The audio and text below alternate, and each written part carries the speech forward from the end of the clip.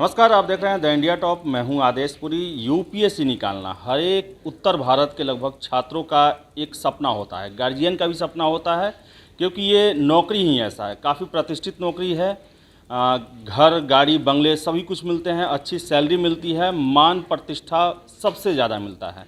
और यही कारण है कि बहुत सारे छात्र जो हैं वो अलग अलग जगहों पर आकर तैयारी करते हैं ताकि यूपीएससी निकाल सकें। हमारे साथ हैं रश्मि रानी जी, जो कि सिविल सर्विसेज परीक्षा 2021 में 457 रैंक आया है, पटना की रहने वाली हैं, सेलेक्ट हुई हैं। इनसे ही हम बात करेंगे।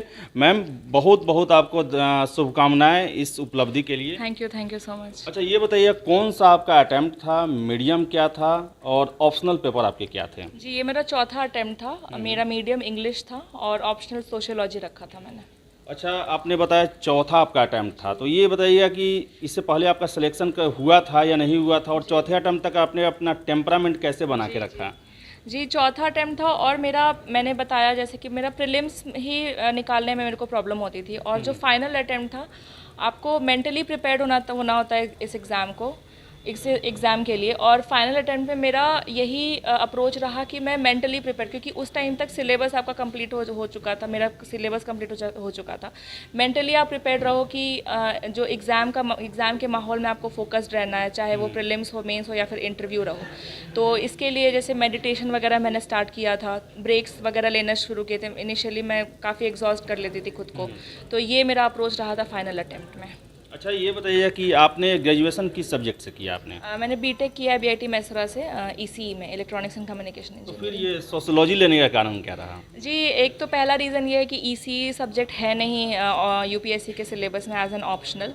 और दूसरा ये था कि आपको ऐसा कॉस्ट बेनिफिट एनालिसिस अगर आप देखें तो ह्यूमैनिटीज़ का पेपर आपको जीएस के पेपर में भी हेल्प करता है, और सोशियोलॉजी ऐसा पेपर है जो आपको एसए में भी हेल्प करता है। कुछ टॉपिक्स डायरेक्टली सोशियोलॉजी से रिलेटेड आते हैं, और इसका जो सिलेबस था या क्वेश्चंस थे वो काफ़ी इंटरेस्टिंग लगे मेरे को। मतलब ऐसा देख के लगा कि हाँ, मेरे को मन है इस टॉपिक्स के बारे में जानने के लिए। तो ये था मेरा रीज़न सोशियोलॉजी लेने का। 10 अक्टूबर को पीटी होने वाला है, 10-12 दिन बचे हुए हैं देखा जाए तो। उसके लिए अभी कैंडिडेट जो देना चाहते हैं, पहली बार जो दे रहे हैं या फिर जो सिलेक्ट नहीं हो रहे हैं, उनको अभी किन चीज़ों पर सबसे ज़्यादा ध्यान देना चाहिए? जी, आप रिवाइज़ करो, जो आपने नोट्स बनाया है उसको आप रिवाइज़ करो, और आइडेंटिफाई योर वीक पॉइंट्स, और उस वीक पॉइंट्स रिलेटेड बिल्कुल ऐसे छोटे छोटे नोट्स बनाओ जिसको आप कहीं पे भी लेट करके बैठ करके आप उसको रिवीजन अभी के टाइम पे लास्ट 15 डेज़ में रिवीजन इज़ द की। और अगर आपको लगे कि परफॉर्मेंस मेरे को चेक करना, आप इंस्टेड ऑफ सॉल्विंग किसी कोचिंग का टेस्ट, इट्स बेटर कि आप यूपीएससी के प्रीलिम्स के previous year question paper solve करो, उससे ज़्यादा कॉन्फिडेंस आता है। तो लास्ट 15 दिन का ये अप्रोच होना चाहिए। अच्छा, नोट्स की आपने बात किया, नोट्स क्या यूपीएससी में बनाना ज़रूरी है, या फिर एक्सपीरियंस जो एक होता है ना कि किताब आपने ज्ञान रखा है उसको आप एक्सप्लेन कर सकते हैं, लिखने का आपका कला होना चाहिए, ऐसा हो सकता है? जी, सबका अलग अलग अप्रोच होता है। कुछ लोग कर लेते हैं बिना नोट्स के। मुझे पर्सनली लगता है कि क्योंकि सिलेबस इसका इतना बड़ा है और करंट अफेयर्स इसका बहुत इंपॉर्टेंट पार्ट है, तो अगर आप नोट्स नहीं बनाओगे तो वो एक कंपाइल्ड आपके पास मटेरियल रहेगा नहीं जब आप फाइनली पेपर अटेम्प्ट करने जा रहे होगे, रिविजन के लिए स्पेशली। तो नोट्स रहना मेरे हिसाब से कंपलसरी है यूपीएससी प्रिपरेशन के लिए। अच्छा, मैं सीधे इंटरव्यू पे जाऊंगा कि धौलपुर हाउस का ये टेम्परेचर जो होता है, प्रेशर जोन होता है इंटरव्यू से पहले, जब आपको बैठाया जाता है जो टेबल पर, उसके बाद जब वहाँ से कहा जाता है कि चला जाए मैडम, तो वहाँ से लेकर बोर्ड तक जाने का टेंशन कैसा रहा इंटरव्यू, इसके बारे में ज़रा शेयर करें। जी, वो अभी भी सोच करके मेरे रोए खड़े हो रहे हैं। काफ़ी लेकिन अच्छा एक्सपीरियंस। आपको वो दिन पूरे लाइफ टाइम, इरेस्पेक्टिव आपका हो या ना हो, वो दिन किसके आप बोर्ड में था आपका? स्मिता नागराज मैम के बोर्ड का था, और उस बोर्ड की मैं लास्ट कैंडिडेट थी उस दिन के लिए। तो मैंने एंटर किया था धौलपुर हाउस 1 बजे, और 5 बजे मैं निकली हूँ वहाँ से। तो पूरा ऑलमोस्ट दिन मैं वहाँ पर बैठ करके फाइनल उसके लिए वेट कर रही थी।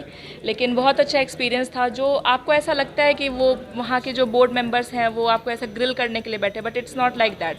वो लोग काफ़ी सपोर्टिव होते हैं, आपको थोड़ा नज भी करेंगे आंसर्स की तरफ। उनको जैसे जहाँ सेंस हुआ कि अच्छा कुछ पता है, वो खुद से बोलेंगे अच्छा ऐसा भी हो सकता है कि ऐसा भी, दे विल नज यू।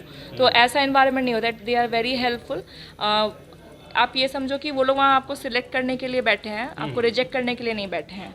तो अगर आप ऐसा सोच करके जाते हो तो आपके खुद के लिए भी थोड़ा सा आसान हो जाता है वहाँ बैठना। ये सर्विस चॉइस आपने कौन कौन सा दिया है, जो सीरियल जो है? जी, जो पहला मेरा आईएएस है, दूसरा IPS है, थर्ड IFS फॉरेन सर्विसेज, चौथा IRS IT और पांचवा IRS GST। अच्छा, ये और कैडर के लिए क्या आपने किया, बिहार या कहीं और जाना है? जी, पहला तो मैंने बिहार ही दिया है, लेकिन आजकल थोड़ा होम कैडर मिलना थोड़ा मुश्किल है, तो let's hope for the best. चलिए, तो आपके लवासना यात्रा के लिए बहुत बहुत शुभकामनाएं। Thank you so much, thank you. तो ये थी रश्मि रानी जी, जो कि सिलेक्ट हुई हैं यूपीएससी में और चौथे अटेम्प्ट में। सबसे पहली बात बता दें आपको, हम चौथे अटेम्प्ट में हुई हैं, तो ये एक प्रेरणा है वैसे कैंडिडेट के लिए जो ये पहली, दूसरी या तीसरी में हार जाते हैं, ये मान लेते हैं कि उनका सिलेक्शन नहीं होगा। यूपीएससी धैर्य की परीक्षा है, पेशेंस की परीक्षा है, और कहा जाता है कि जितने समय तक आप जूझते रहेंगे उतना ही एक्सपीरियंस होगा और सबका फ़ायदा आपके किसी न किसी अटेम्प्ट में मिल जाएगा। तो अभी लगे रहें, मेहनत करें और ये कभी ना सोचें कि मेरा नहीं होगा।